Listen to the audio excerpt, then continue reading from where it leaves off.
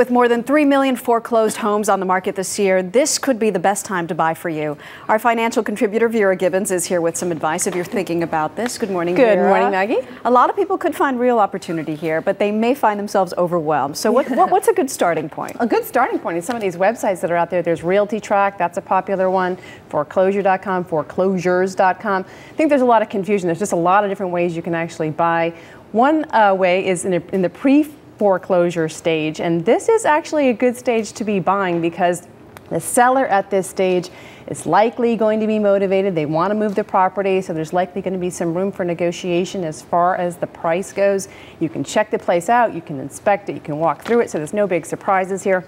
The downside of buying this way is that the seller is probably going to be pretty emotional. They are, after all, financially distressed. I mean, they're in a pretty bad state financially there, so you have to consider that. And also, there may be secondary debt, like a second mortgage, that the buyer would actually have to assume it. You would have to assume that. So that's just something to think about. But buying this way, you could save potentially 20% off potential market value. Huge savings. And for people out there, that's also what's known as a short sale. Right, when the lender agrees to sell you the property for less than is on the loan. But you got to make the decision quick. Yes, you do. So yes, you do. You have a very short window. No dilly-dallying. All right, so let's say the buyer, the owner doesn't sell, then it goes into a foreclosure auction. Right. So a couple of red flags here, aren't there? Yeah. Then it goes to auction. Everybody thinks this is the place to buy. And true, there are some really good values here. You could potentially save 30, 40%. In some markets, up to 80% off the potential market value. So great. But here's the thing. Very risky way to go here. You can't check the property out. You can't do an inspection, no title search, no nothing. The place can be totally messed up in this total state of disrepair.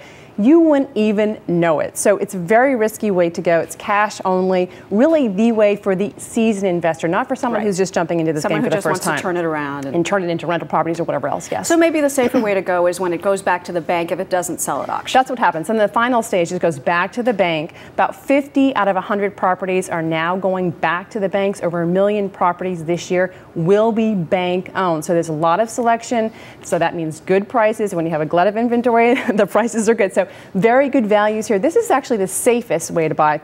The easiest way to buy. You can check the place out. You can do an inspection. You can finance traditionally with a traditional mortgage. However, the downside, again, you may have to put quite a bit of sweat equity into these places. I think a lot of people underestimate the amount of repairs and renovations that are necessary to get these back into decent condition. So ideal, short sale if you're ready to make a decision quick. If not, maybe hold out until it goes back to the bank because you're going to have, unfortunately, plenty of inventory. That's right. I mean, the bank owned would be the way for the first-time buyer in particular, or someone's looking to buy a second home or vacation home. All right, Vera, thank you very much. Thank you, Maggie. Of course, we're going to put all of this information on our website, Foreclosed Homes, on earlyshow.cbsnews.com.